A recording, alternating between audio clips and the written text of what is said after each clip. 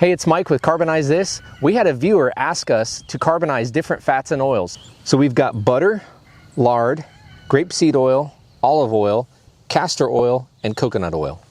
So these are a mix of monosaturated, polysaturated, and unsaturated oils. 5 of them are edible, but castor oil is not.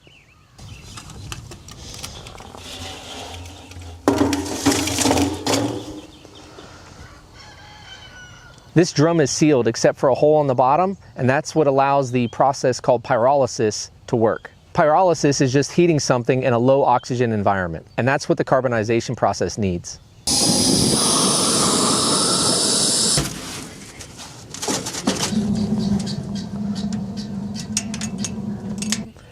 Time for the reveal. We're going to see how these fats turned out.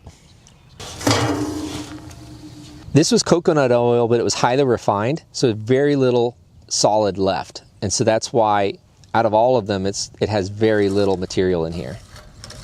This is the olive oil, and what's interesting is there's a lot of material left over, and it looks similar to the protein videos we've done, but olive oil has a lot of fat in it, so I'm not sure what happened here. Let me know what you guys think. This is the lard, and there's a little bit of crust, but what's interesting is it almost looks like it bubbled and then kind of stretched out. And maybe there's a little bit of protein in there. Obviously there's a lot of fat, but it is a little less shiny than the olive oil.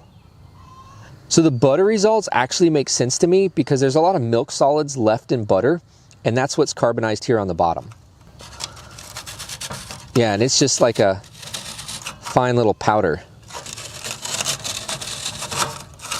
It's actually like the consistency of gunpowder. The grapeseed oil is very similar to the olive oil. There's just not as much of the solid remaining, and it is just flaky as can be.